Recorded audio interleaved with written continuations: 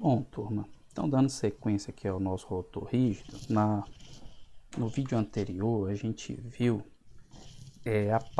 a resolução da parte relacionada ao φ, né? Então era uma parte simples, né? Porque era uma equação diferencial com a derivada segunda igual a uma constante, né? Então obtivemos uma resolução relativamente simples, tá certo? Já a parte do θ, ela não é simples de resolver porque ela não tem coeficientes constantes. Vamos lembrar aqui da equação, a parte do θ, ó. É essa aqui a equação, a parte do θ. Então você tem seno de θ multiplicando pela derivada, mais seno de θ aqui. Então, diferente a parte do φ, ó, que é simplesmente aqui igual a uma constante, né, minha derivada segunda, aqui não, aqui a gente tem um seno θ multiplicando, então ela não é simples de resolver. Mas, felizmente, ela aparece em outros problemas da física clássica, tá certo? E ela já foi resolvida. Como que ela é resolvida? Você faz a seguinte substituição, você substitui cosseno de θ por x. E quando você rearranja, quando você resolve aquela derivada que tem d seno de θ, d dθ, vai aparecer cosseno, vai aparecer seno ao quadrado, que por sua vez é 1 menos cosseno ao quadrado. Então, quando você chama cosseno de θ de x, aquela equação ela fica com essa cara bem aqui, pessoal. E ela já tem uma solução conhecida. Então, a equação ela fica dessa forma aqui, ó, 1 menos x ao quadrado, d2p dx2, menos 2x dp dx, mais beta menos m ao quadrado sobre 1 menos x ao quadrado, igual a zero, para m igual a zero, mais ou menos 1, mais ou menos 2, que é o mesmo m que veio lá da parte do φ, tá certo? E essa última equação, como eu falei para vocês, ela já é bem conhecida em física clássica e é chamada de equação de Legendre. Quando a gente resolve essa equação diferencial, a gente encontra que o valor do beta está restrito a esses valores aqui. Beta igual a L vezes L mais 1. E o módulo de M é menor ou igual a L, como a gente vai ver mais adiante. Por que que isso acontece? Então, se o beta é L vezes L mais 1, turma, se eu trocar aqui o beta por L vezes L mais 1, a equação vai ficar isso aqui, tá? Então, você tem aqui o polinômio de Legendre, no lugar do beta você tem L vezes L mais 1. Esse L, ele varia de 0, 1, 2 e assim sucessivamente. E o M, como o módulo de M é menor ou igual a L, ele vai ser 0, mais ou menos 1, mais ou menos 2, até mais ou menos L, para que o módulo seja menor ou igual a L, tá certo? Quando o M é igual a 0, esse termo aqui vai para 0, tá? E a equação fica mais simples. E aí as soluções para essa equação, quando o M é igual a 0, são chamadas de polinômios de Legendre. E os polinômios de Legendre, eles são definidos por essa fórmula de recorrência aqui.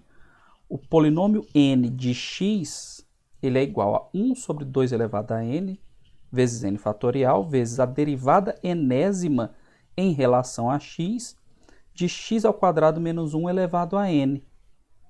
Então, você define os polinômios de Legendre dessa maneira aqui. Você tem um número associado a cada polinômio, começando do zero, que na verdade vai ser o nosso L, tá?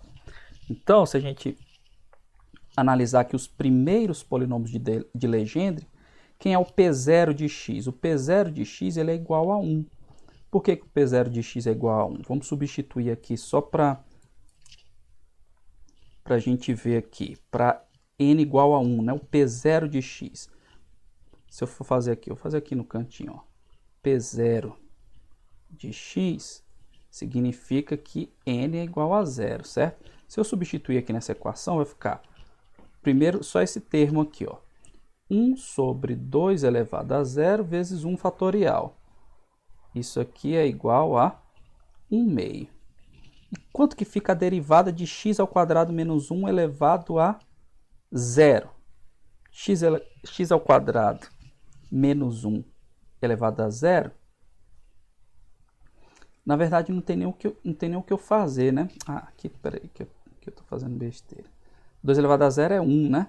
E aqui é 0 fatorial, vezes 0 fatorial, né? Para n igual a 0, então isso aqui é igual a 1. E a derivada 0 não existe, né? Derivada 0 Então, por isso que o nosso P de 0, P0 de x é igual a 1. Agora vamos fazer o P1 de 1. Como é que fica o P1 de 1? O meu P1 de x, ele implica que o n é igual a 1, tá? Então, isso aqui vai ficar 1 sobre 2 elevado a 1 vezes 1 fatorial. Agora sim, isso aqui é igual a 1 meio, tá? E se eu fizer a derivada primeira, derivada de x ao quadrado menos 1 elevado a n, como n é igual a 1, é a derivada de x ao quadrado menos 1, que é simplesmente 2x. Então, se eu multiplicar esse aqui por esse, isso aqui vai dar quanto? Vai dar x, que é o que está aqui. Então, se você for fazendo essa brincadeirinha aqui, fazendo n igual a 2, n igual a 3, é só substituir aqui os valores de n e fazer a derivada correspondente. E aí você vai obter esses polinômios que estão aqui, ó. P2x é 1 meio de 3x ao quadrado menos 1, P3x é 1 meio de 5x ao cubo menos 3x, P4x é 1 oitavo de 35x à quarta menos 30x ao quadrado mais 3, e assim sucessivamente. Então, uma coisa que a gente pode observar desses polinômios de Legendre é o seguinte, é que quando L é par, o PL de x é uma função par, e quando L é ímpar, PL de x é uma função ímpar. Isso vem dessa equação de recorrência aqui, tá? Porque você tem esse termo em x ao quadrado, né? Quando n é par, é uma derivada par de x ao quadrado. Quando n é ímpar, é uma derivada ímpar de x ao quadrado elevado a n, né? X ao quadrado elevado a n. Então, isso resulta sempre em funções pares e ímpares, como a gente pode ver por esse exemplo aqui, esses exemplos aqui. P0 de x, 1 é uma função constante, então é uma função par. X é aquela reta, né? Então é uma função ímpar. P1 de menos x é igual a menos P1 de x. P2 de x, ó, só tem um termo em x ao quadrado, então é uma função par, parábola, lembra? Então é uma função par. P de x, P2 de menos x é igual a P2 de x. Aí aqui, ó, só tem termos com x elevado a expoente ímpar, então é função ímpar. P4 só tem termos com x elevado a expoente par, então é função par. E assim sucessivamente. Como consequência disso, turma, a integral de menos 1 até 1 de PL de x, PN de x dx é zero quando L é diferente de n, tá? Então, pela fórmula de recorrência, pelo fato de PL de x ser ímpar quando L é ímpar, par quando L é par, pode-se demonstrar que essa integral aqui sempre vai ser zero quando L é diferente de n, tá? Por que entre menos 1 e 1? Porque menos 1 e 1 são os limites de integração. Por que menos 1 e 1 são os limites de integração, turma? Porque, vamos lembrar aqui que o x é igual ao cosseno de θ, tá? Esse meu x aqui do polinômio. E esse meu θ, lembrando lá das coordenadas esféricas, né? Você tem o ângulo φ, é aquele que varia na circunferência toda, de 0 a 2π, e o ângulo θ é aquele que varia meia circunferência, então ele vai de 0 a π. Então, se o θ vai de 0 a π, cosseno de 0 é 1 e cosseno de π é menos 1, por isso que a integral é entre menos 1 e 1, tá certo? Então, quando você resolve essa integral aqui para os polinômios de Legendre, quando L é diferente de n, essa integral ela é zero, o que implica, o que significa isso? Que os polinômios de Legendre são ortogonais entre si, tá certo? E eles também são normalizados. Então, quando você faz a integral sobre todo o espaço de PL de x ao quadrado, né? Que é a mesma coisa que isso aqui, só que quando n é igual a L, isso aqui vai dar 2 sobre 2L mais 1, tá? Então, qual é a constante de normalização de um polinômio de Legendre? Como eu vou fazer essa função ao quadrado, o que eu tenho que fazer? Eu tenho que tirar a raiz quadrada do inverso disso aqui. Isso vai me dar a constante de normalização, que é a raiz quadrada de 2L mais 1 sobre 2. Então, aí, quando eu faço isso aqui ao quadrado e multiplico por isso aqui, vai dar 1. E aí a minha integral sobre todo o espaço, que no caso aqui é entre menos 1 e 1, vai dar 1. Tudo bem? Então, os polinômios de Legendre, eles aparecem quando a gente tem um m igual a zero. Quando o m é diferente de zero, o que a gente tem são as chamadas funções associadas de Legendre, que são definidas em termos dos polinômios de Legendre. Então, uma função associada de Legendre, ela depende agora de dois números, né? Do L e do módulo de M. Então, PL módulo de m de x é o quê? 1 menos x ao quadrado vezes módulo de m sobre 2 vezes a derivada emésima, né, de PL de x, em que PL de x é o polinômio de Legendre. Então, é por meio dessa equação que a gente vê que o módulo de m tem que ser menor ou igual a L. Por que o módulo de m tem que ser menor ou igual a L? Porque se o módulo de m for maior que L, eu vou fazer uma derivada aqui que vai ser maior, eu vou derivar mais vezes do que o grau do polinômio. Por exemplo, se o módulo de m for 4 e o L for 2, eu vou fazer a derivada quarta de um x elevado ao quadrado.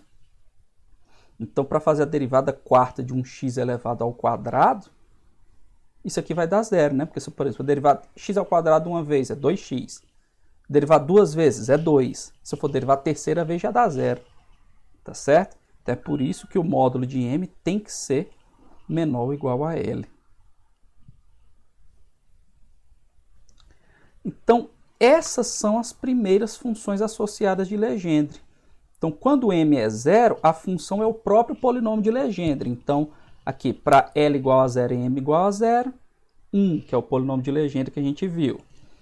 L igual a 1, m igual a zero, é x, que nem a gente viu lá no polinômio de Legendre. Aí aqui, já lembrando que o x é cosseno de θ, então já colocando a função associada em função de θ, né? Então, quando a gente faz P para L igual a 1 e módulo de m igual a 1, isso aqui é 1 menos x ao quadrado elevado a meio. Só que x é o cosseno, né?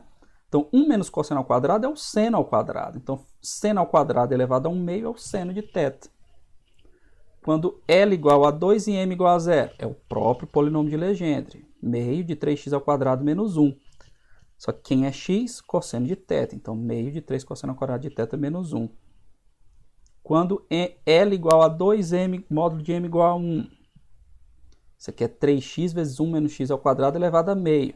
X é o cosseno, 1 menos x ao quadrado é o cosseno ao quadrado, elevado a meio é o seno ao quadrado, elevado a meio é o seno. Então, fica 3 cosseno θ, seno θ. E assim sucessivamente, turma. Então, isso aqui, o que a gente vai usar? Essas funções, essas primeiras funções já são tabeladas, tá? Então, quando a gente for usar essas funções para calcular propriedades do rotor rígido ou do átomo de hidrogênio, que a gente vai ver mais adiante, a gente vai ver que a gente vai usar essas funções tabeladas, mas vocês precisam saber de onde que elas vêm, né? De onde vêm esses polinômios mágicos. Então, a equação da parte θ do rotor rígido, ela é uma equação de Legendre. Quando você resolve para m igual a zero, você obtém os polinômios de Legendre. E para m diferente de zero, as funções associadas de Legendre. Então, é daí que vem essas funções, que mais adiante a gente vai ver, vão dar a forma da parte angular, a forma dos orbitais do átomo de hidrogênio, como a gente vai ver logo em seguida, tá? Então, as funções associadas de Legendre, elas satisfazem a seguinte relação. Quando o índice aqui do polinômio é diferente, tá? Na hora que eu faço essa integral de menos 1 a 1, que é todo o espaço de PLM, PNM, né? Isso equivale a eu integrar entre 0 e π, né? Porque o x é o cosseno de θ. Do PL de m do cosseno de θ, PN de m cosseno de θ, seno de θ dθ. E isso é igual a essa constante aqui, né? 2 sobre 2L mais 1, L mais módulo de m sobre L menos módulo de m, fatorial vezes o delta de Kronecker de L e N, tá certo? O que mostra que as funções associadas de Legendre são ortonormais, né? Quando L é diferente de N, isso aqui dá zero, né? O delta é zero. Quando L é igual a N, isso aqui é 1. E isso aqui vai dar exatamente a constante de normalização. No caso, da mesma maneira que a gente viu lá para o polinômio de Legendre. Raiz quadrada do inverso da constante de normalização. E por que apareceu esse seno θ dθ, turma? Porque devemos lembrar que nós estamos trabalhando no sistema de coordenadas esféricas, né? E aí o elemento de volume no sistema de coordenadas esféricas, eu já falei lá atrás para vocês, é esse aqui, r ao quadrado, seno θ, dr, dθ, dφ. Como não tem r, só tem θ aqui, não tem nem R nem φ, né? Só tem θ. Então só sobrou quem? Seno θ, dθ. Então esse é o elemento de volume. E aí essa integral do produto das funções associadas de Legendre com o elemento de volume dá esse valor aqui. Tá certo? E como eu falei para vocês, a constante de normalização é a raiz quadrada do inverso disso aqui. Então vai ser 2L mais 1 sobre 2 vezes L menos módulo de M fatorial sobre L mais módulo de M fatorial, tudo isso elevado a 1 meio. Então é assim que a gente obtém as constantes de normalização das funções associadas de Legendre. Então, resolvida a equação diferencial para a parte θ, e a de φ a gente já tinha resolvido lá atrás, qual é a solução para a minha função de onda? É o produto delas, né? Então, quando eu faço o produto da parte θ com a parte φ, eu vou obter isso aqui, ó. Aqui é o produto das constantes de normalização de cada uma das partes, vezes aqui é a função associada de Legendre, né? PL módulo de M cosseno de θ, e aqui é a parte φ, é elevado a IM φ, tá, turma? Aqui é φ. Temos que corrigir isso aqui. IM, vou colocar aqui um φ, depois eu ajeito no slide, tá? Então, é elevado a IM φ. Para L igual a 0, 1, 2 e assim sucessivamente. E o M, como o módulo de M é menor ou igual a L, ele pode ser 0, mais ou menos 1, mais ou menos 2, até mais ou menos L. Tá certo? Então, essa é a solução da equação de Schrödinger para o problema do rotor rígido. Como a gente já viu, essas funções y, Lm de θ e φ, elas formam um conjunto ortonormal, né? Que são funções normalizadas e ortogonais, né? Quando integradas em relação à parte angular do elemento de volume em coordenadas esféricas. Aquilo que eu falei anteriormente, né? Agora que eu juntei as duas, né? θ e φ, eu tenho que pegar a parte do elemento de volume que tem θ e φ. Que parte é essa? Seno θ, dθ, dφ. E aí, quem é todo o meu espaço? O θ vai de 0 a π, o φ vai de 0 a 2π. Então, a integral de 0 a π, de 0 a 2π, da minha YLM θφ asterisco, YNK θφ, seno θ, dθ, dφ é igual. Aí, como tanto a parte θ como a parte φ são ortogonais, então eu tenho um produto de dois deltas de Kronecker aqui, tá? LN e MK. Então, porque essa parte aqui é ortogonal e essa também. Então, fica o produto dos deltas de Kronecker. Então, quando é que isso aqui vai ser igual a 1? Quando o L for igual a N e o M for igual a K. Ou seja, a mesma função, né? Só o produto do conjugado por ela. E se qualquer um desses dois números quânticos aqui forem diferentes, então essa integral aqui vai ser 0. Então, por essa equação, né, como a gente vê esses limites de integração, né, o φ varia aqui, o θ varia aqui, então elas são ortonormais, essas funções aqui, sobre a superfície de uma esfera. Então, por esse motivo, essas funções aqui elas são chamadas de harmônicas esféricas. Então, essas funções de ondas do rotor rígido, que a gente vai ver mais adiante, que é a parte angular do átomo de hidrogênio, são chamadas de harmônicas esféricas. E as primeiras harmônicas esféricas são essas aqui, ó. Então, que números quânticos ela depende? Do L e do M, né? Então, eu tenho que variar o L e o M. Para L igual a 0, o M só pode ser 0. E a função é simplesmente essa constante aqui.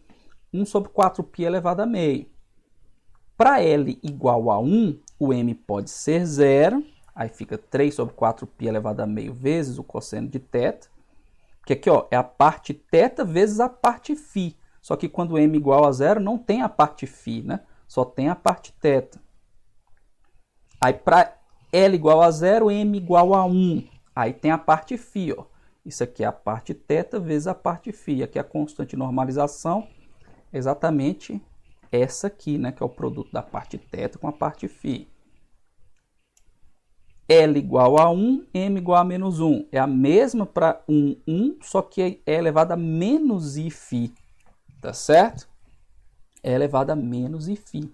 Aí para L igual a 1, M pode ser 0, 1 e menos 1. Agora nós vamos para L igual a 2. Para L igual a 2, M igual a 0. Só a parte θ. M igual a 1. Aí você tem a parte θ vezes E elevado a Iφ. Menos 1 vezes E elevado a menos Iφ. Aí M igual a 2. Você tem de novo aqui a parte θ E elevado a 2 Iφ.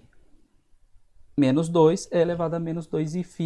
E assim sucessivamente. Mais uma vez, você tem essas primeiras harmônicas esféricas tabeladas, mas você já sabe de onde é que elas vêm. De onde que elas vêm? Do produto da função associada de Legendre com a parte φ que é elevada a IMφ, tá certo? E com essa constante de normalização. Então, voltando agora à equação de Schrödinger, né? Resolvemos a equação de Schrödinger, que era essa aqui. Agora vamos encontrar algumas propriedades dessa solução. Essa equação aqui a gente pode rearranjar da seguinte maneira. Se eu multiplicar os dois lados por 2i, né? Multiplicando por 2i, esse 2i aqui vai embora e aqui vai ficar 2ie. Tudo bem? Então, daqui para cá, o que eu fiz foi isso. Multipliquei por 2i. Lembrando que o beta, lá no começo, né, quando a gente fez a separação, que a gente chamou beta de 2ie sobre h cortado, então isso significa, turma, que 2ie, que é esse termo que aparece multiplicando a harmônica esférica, ele é igual a quem? Beta h cortado ao quadrado, tá? Então, 2ie é beta h cortado ao quadrado. Acontece que o beta, quando a gente resolveu a equação de Schrödinger, a gente viu que é L vezes L mais 1. Então, isso aqui é L vezes L mais 1 vezes h cortado ao quadrado. Então, consequentemente, a minha equação de Schrödinger eu posso escrever assim, né? Ó, menos h cortado ao quadrado, isso aqui é o nosso laplaciano em coordenadas esféricas e sem o termo R, né? Vezes y de θφ igual a L vezes L mais 1, h cortado ao quadrado, y de θφ. Acontece, turma, que esse cara aqui, ó, que está multiplicando a minha função de onda, ele é um operador. É o operador L ao quadrado, momento angular ao quadrado. Então, se isso aqui é o operador momento angular ao quadrado, eu posso substituir, né? Fica L ao quadrado YLM de θφ igual a h cortado ao quadrado L vezes L mais 1 YLM de θφ. O que significa isso? Ó? Quando eu aplico o operador momento angular ao quadrado à minha função de onda, isso vai dar um número vezes a própria função de onda. Ou seja, essa é uma equação de alto valor. Então, essa é uma equação de alto valor. A minha função de onda ela é uma autofunção do operador momento angular ao quadrado. E o alto valor associado é esse aqui. H cortado ao quadrado vezes L vezes L mais 1. Isso significa, turma, que as harmônicas esféricas são autofunções de L ao quadrado, é o que eu acabei de falar. E o quadrado do momento angular pode ter apenas esses valores aqui, ó. L ao quadrado, o valor de L ao quadrado só pode ser h cortado ao quadrado vezes L vezes L mais 1, que é um dos postulados da mecânica quântica que a gente viu lá atrás, né?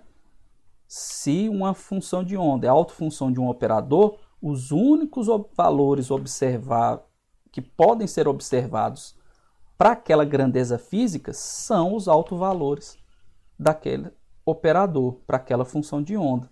Então, os únicos valores que o momento angular ao quadrado podem assumir, os únicos valores que eles podem assumir, são esses aqui. Então, como isso aqui é uma constante, L vezes L mais 1 é um número puro, a unidade do momento angular é a mesma da constante de Planck, né? Isso a gente já viu lá atrás, quando viu o modelo de Bohr, né? Um dos postulados de Bohr dizia o quê? Que o momento angular era múltiplo inteiro de h cortado, né? Então o Bohr postulou isso antes da equação de Schrödinger existir e formulou o modelo dele em cima disso. E aí quando surgiu a equação de Schrödinger, que ela foi resolvida, observou-se que o postulado de Bohr estava correto de acordo com isso aqui. Então ele postulou, não sabia por quê, e mais tarde foi comprovado que o que ele falou era verdade. Tudo bem? Aí se eu pegar agora, voltar aqui e lembrar que H cortado, meu operador hamiltoniano é L ao quadrado sobre 2i, né? Porque a energia potencial é zero. É simplesmente eu pegar essa equação anterior aqui, né? Cadê? Aqui, né? Se eu pegar essa equação e dividir por 2i, o que vai aparecer aqui? Aqui vai aparecer o meu H. E aqui vai aparecer o quê? Vai aparecer a energia, né? Então, se isso aqui é o meu H, na hora que eu peguei isso aqui e dividi por 2i, isso aqui também é a equação de alto valor, que é a equação de Schrödinger, né? E quem é o alto valor do operador hamiltoniano? É a energia, tá? Então, isso aqui é a energia. Logo, a energia do rotor rígido é dada por essa expressão aqui. A energia do rotor rígido ela é H cortado ao quadrado, L vezes L mais 1 sobre 2i, em que I é o momento de inércia, para L igual a 0, 1, 2 e assim sucessivamente.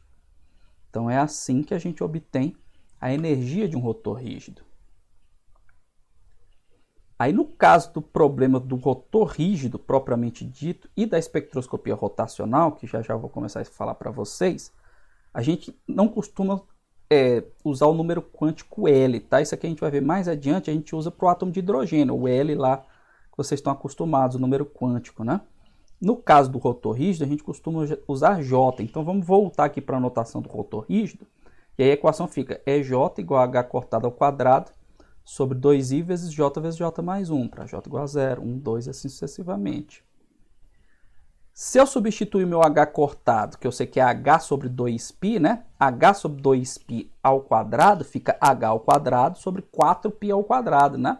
4 vezes 2, 8. Então, fica H ao quadrado sobre 8π ao quadrado I, J vezes J mais 1. Então, essas são duas formas, né, de você escrever a expressão para a energia de um rotor rígido.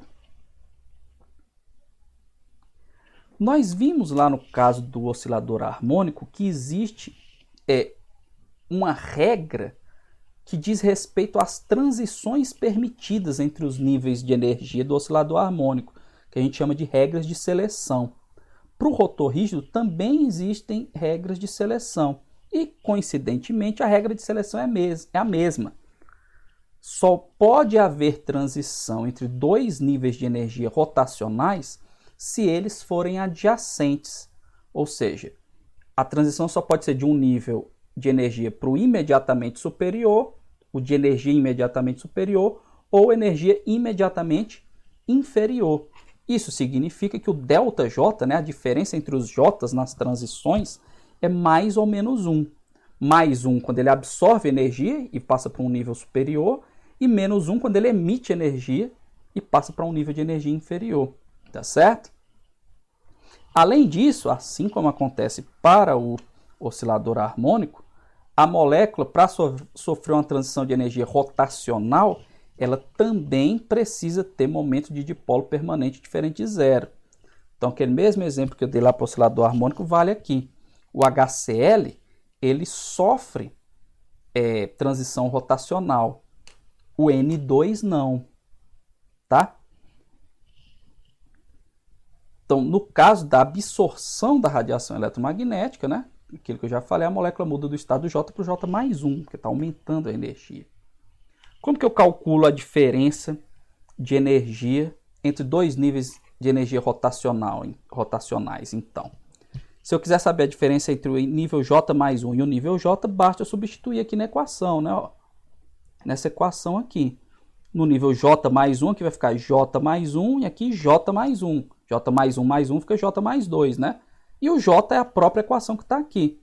Então, pessoal, aqui, ó, aquilo que eu falei, ó, J mais 1 vezes J mais 1 e aqui o próprio, né, J vezes J mais 1, colocando o H cortado ao quadrado sobre 2 em evidência.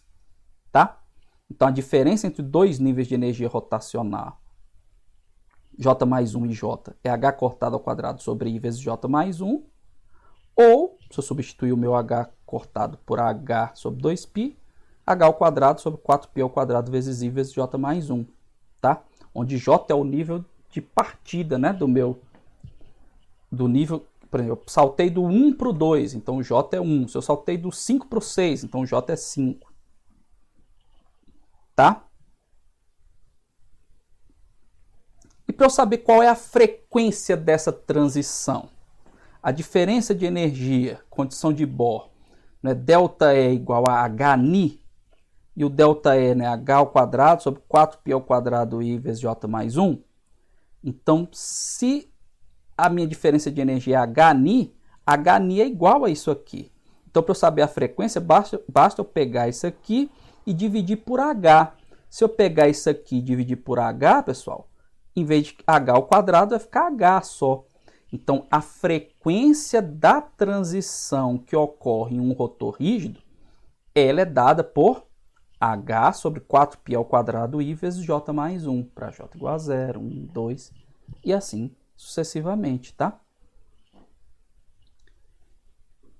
Os valores típicos de momento de inércia das moléculas diatômicas que estão lá rotacionando levam a frequência de absorção nessa faixa aqui, ó, de 2 vezes 10 elevado a 10 a 10 elevado a 11 segundo a menos 1.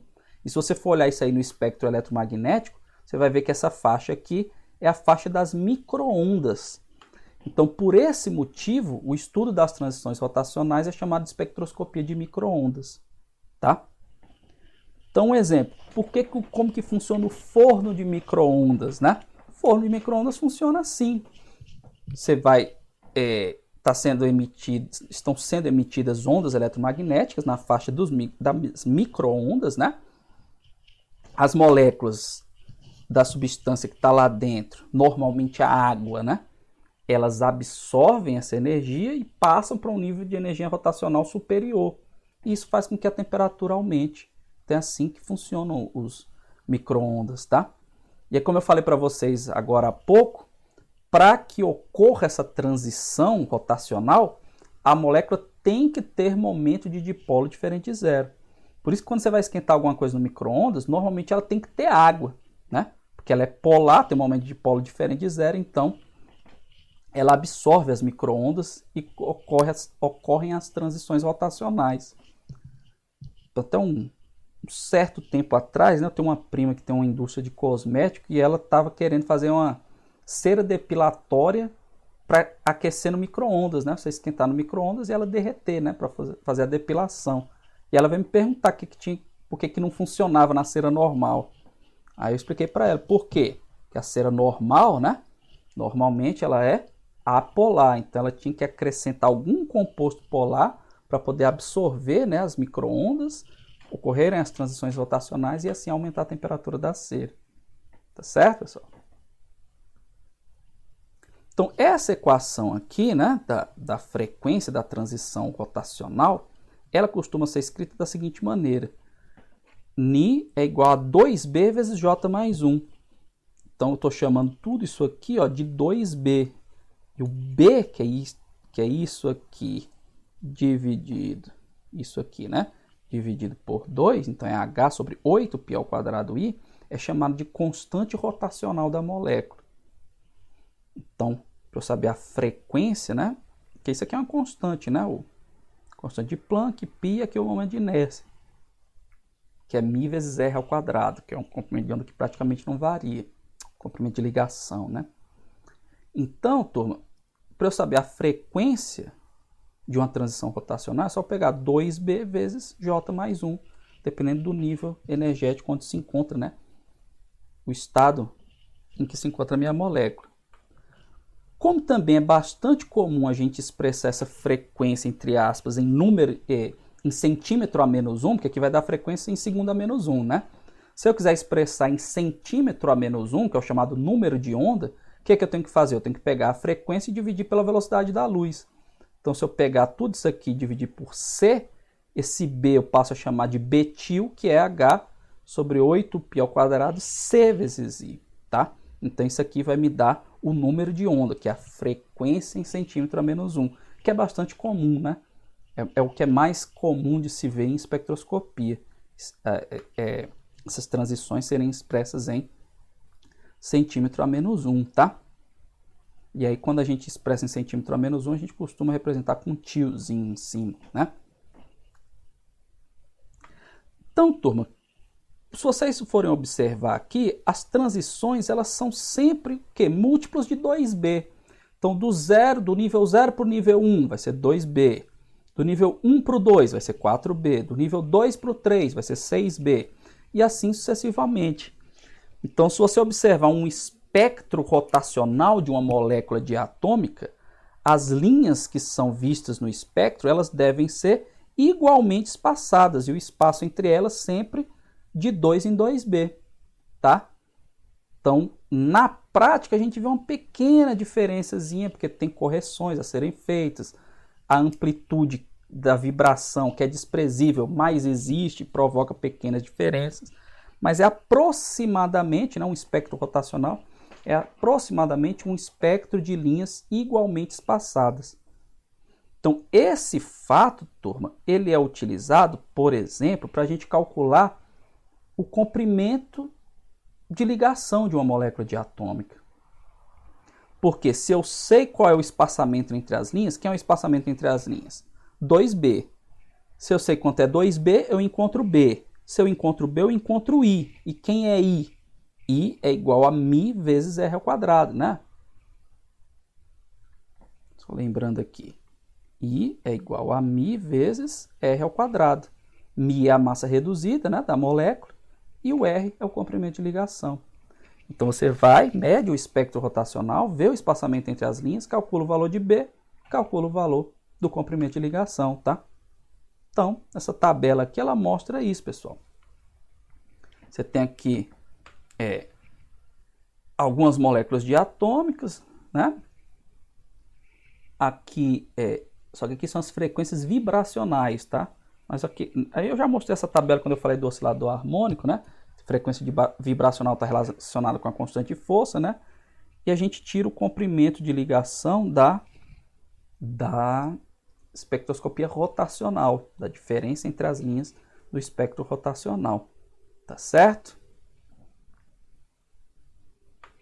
E aí, para finalizar, alguns exemplos aqui que eu quero que vocês façam. E aí depois eu vou colocar, eu já vou disponibilizar aqui esses slides com a resolução, tá, desses exemplos. O primeiro exemplo é mostre que P11 de x e P21 de x são ortogonais, tá? Então as funções associadas de Legendre, né? Vocês vão pegar essas duas aqui e mostrar que são ortogonais. Como vocês vão fazer isso? Vão fazer a integral, né, de uma vezes a outra. E isso aqui tem que dar zero. Então, vocês vão ter que mostrar que é zero a integral de P11x vezes P21x. Depois eu quero que vocês mostrem que y1 menos 1 θφ é normalizada e ortogonal a y21 θφ. Então, você vai mostrar que isso aqui é normalizada. Como que você vai mostrar isso? Integral de y asterisco y, né? Em todo o espaço de integração, θ 0 a π, φ de 0 a 2π, né? Seno θ dθ dφ, que é o elemento de volume, é igual a 1. Aí você vai mostrar que isso aqui é normalizada. E mostrar que elas são ortogonais é mostrar que a integral do produto delas duas, né? De θ variando de 0 a π, φ variando de 0 a 2π, seno θ dθ dφ é igual a 0. Mostrar que essa função aqui, y1 de θφ, é uma autofunção de L ao quadrado. É você aplicar o operador L ao quadrado a essa função e ver que esse resultado vai dar uma constante vezes a própria função. Tá? E o quarto exercício aqui fala o seguinte: o espectro de micro-ondas na molécula de HCl consiste aproximadamente de uma série de linhas igualmente espaçadas, separadas por 6,26 vezes 10 a 11 segundo a menos 1. Calcule o comprimento de ligação do HCl. Então, acabei de falar para vocês que o espaçamento entre as linhas é 2B, né? Então, aqui está em segundo a menos 1, é o 2B mesmo, não é o 2B-til, não. Então, isso aqui é 2B, B vai ser metade disso aqui, você acha o momento de inércia, e aí acha o comprimento da ligação do HCl. Tá certo, turma? Então, rotor rígido era isso.